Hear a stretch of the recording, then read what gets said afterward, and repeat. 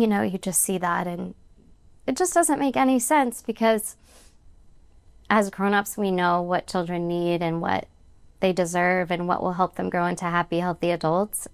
And it will benefit us all. It's right to speak out because this is wrong, but it's also right to speak out because it's going to benefit everyone.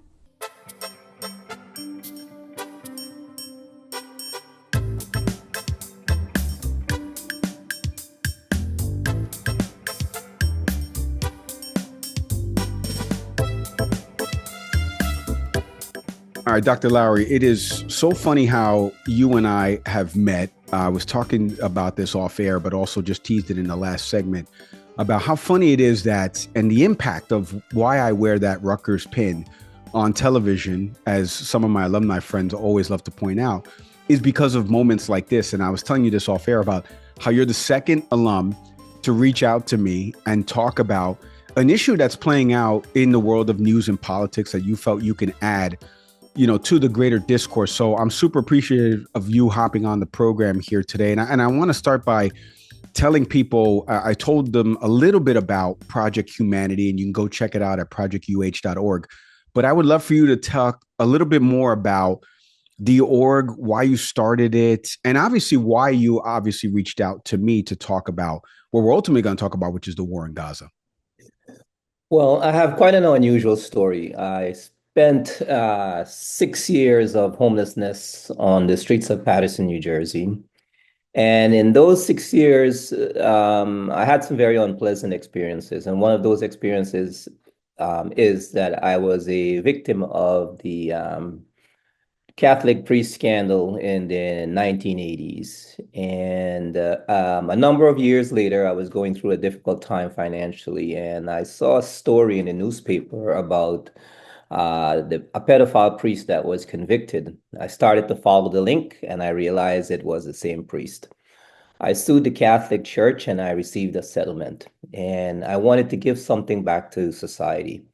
So I took a significant part of that settlement and I decided to start a nonprofit along with my partner, Miss Cindy Schulman.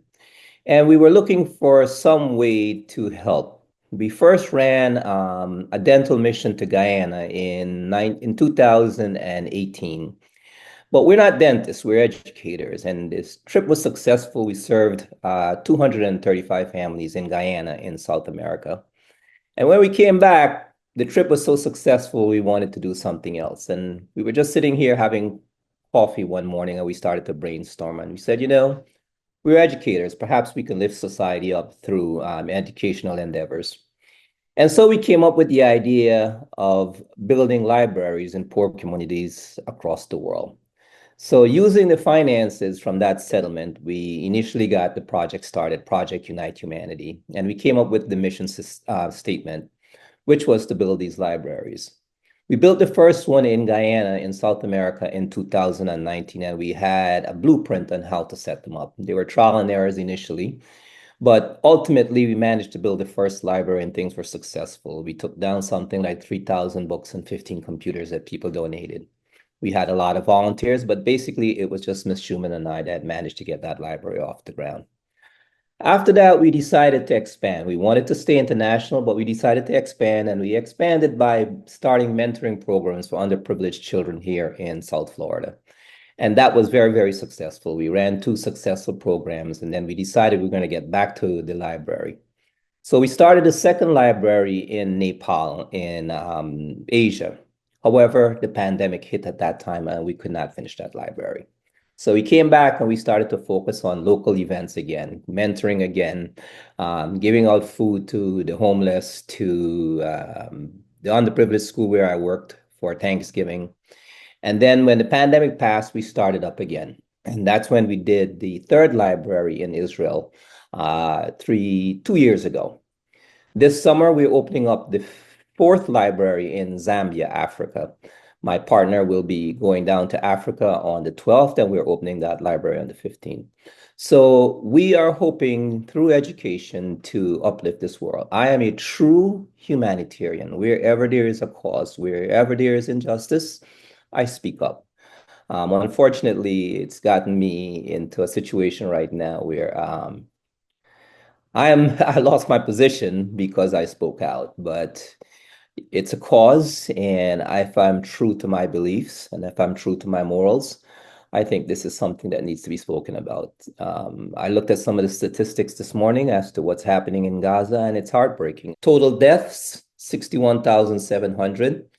Women and children, approximately 70% of that number. Injuries, more than 33,000 individuals have been injured. Student fatalities, which is where my heart is, 5,994. Educational infrastructure, 388 schools destroyed or damaged. Disruption of education, 625,000 students. Medical personnel, 374 healthcare workers have been killed. 12 of Gaza's 35 hospitals are partially operational. Ambulance services, approximately 120 ambulances have been destroyed. Healthcare infrastructure, the healthcare system on the brink of collapse due to shortages, power outages, and direct attacks on medical facilities. And finally, aid deliveries have been severely restricted. 713 aid trucks entering northern Gaza since October 2023. Food security, the World Health Organization warns of imminent famine in northern Gaza, with food prices having increased by over 300%. Recent incidents on May 28, 2025, 4 Palestinians died during a stampede at the UN food warehouse. So currently, that is what I spoke out against. Um, I have no regrets. I have been true to my values and my morals, and I will continue to speak. This is something I absolutely am passionate about as an American. It's my First Amendment right, and I think the world needs to speak out more. We started this conversation. I'll bring it over here because I think it's relevant. You were telling me about how you saw me obviously on television, and that there is a courageous element to it in terms of speaking out with respect to whatever the administration is having to do right now with journalists, or at least the perceived notions of what's happening with respect to coverage of the president, stuff like that. And I want to turn it back around the sentence to you, because this is a true form of courage in what you're talking about and what you've devoted your life to, which is helping others and seeing the better part of humanity. And I know my co-host is going to get a kick out of this because he has worked in education his whole life as well, in not only in leadership and development, and also in public schools out in New Jersey. We both went to Rutgers together, but now he works in higher education. So the educational element of all of this, I know he's going to get a kick out of that, and our audience should get a kick out of that as well. So you are truly the one that is courageous and has suffered from this in terms of speaking out. And I want to ask you, and we were talking about this off air. Let me bring it over here again, which is this notion about October 7th. We all agree, so horrific, the killings, the innocent lives that were lost on October 7th, the attack by Hamas. You and I are not military experts. We're not going to get into the IDF potentially being warned about this. We're not even going to get into the proportional response, etc. Now, juxtapose that 2 years later, almost 2 years later, into this conflict. You just mentioned all those statistics of 60,000 plus dead. There were about 1,200 or so that died on October 7th. And subsequent, 60,000 plus people have lost their lives because of what's happening now. Why do you think that people, seeing the good in humanity that you've seen, why do you think that people right now are so evil with respect to vilifying if you speak out against kids that are being killed, students that are being killed, women that are innocent in all this being killed? You're speaking about it from both lenses, right? What happened on October 7th was horrific. What's happening now is horrific. Why can't people put those two sentences together and say, you know what, both of this is bad. Let's all come to the table. Mike, I'm a teacher of American history. I've been teaching American history for 34 years. I know what happened in the civil rights movement. I studied people like Malcolm X, Martin Luther King, Medgar Evers, even Muhammad Ali to a certain extent. Unfortunately, and this is sad, and I pray that I am wrong. I want to be wrong. I think this has something to do with race. I really, really do. I don't know how the world could sit back and know what happened in World War II, the genocide, the Holocaust, and then the very country, the very religion that was subjected to ethnic cleansing and the Holocaust could then turn around and, in my opinion, engage in that same practice in Gaza. The world is afraid. of speaking out. I think the world recognizes the power of Israel and its influence over America, having the most powerful ally. And so people are afraid to speak out. And I believe that is the reason why many are not stepping up to this challenge. But I cannot understand no American history, teach my students American history, be aware of what happened in the civil rights movement, be aware of what happened to Hispanics in this country, African Americans in this country, Native Americans in this country, and several other minorities, and watch that pattern being repeated in Gaza and not speak out. We are of one race. We are of the human race. What hurts one of us ought to hurt all of us. And I speak from my heart. I cannot, in clear conscience, sit back and watch the atrocity, that ethnic cleansing that's being imposed on Gaza and not speak out. Whatever the cost is to me, I'm already bearing the fact that I've lost my position. But if it requires something more than that, I am willing to pay that price. I really am. You know, it's one of the reasons, and again, we get a lot of emails to our email accounts, and I saw this email that you wrote me. I think it was in the middle of the night, by the way. So you were up late. I appreciate first watching and staying up late watching, but it resonated with me because again, at the core of this, and I happen to know a few foreign correspondents that are covering this conflict, some that have been stationed out there, some that work for outlets that you would never think devote coverage to the Palestinians, like my buddy Trey Yingst over at Fox News, and he did this incredible piece recently about what is happening in Gaza. And you know, there's a human side of this, right? The skin tone doesn't matter. It shouldn't matter, It but it should. is.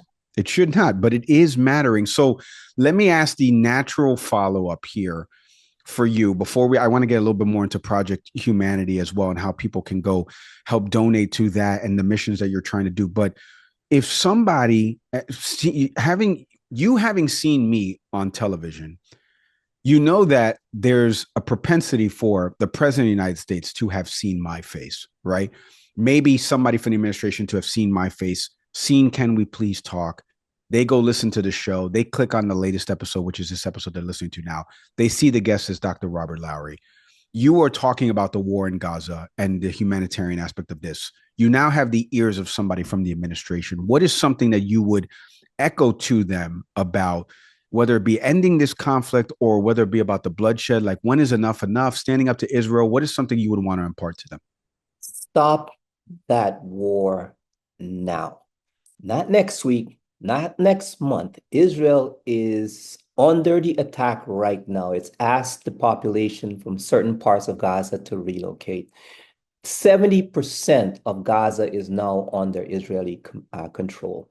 There is one person that has the power, the authority to stop this with a phone call, with a pen, and that's Donald Trump. President Trump, step up and stop this madness that's going on right now.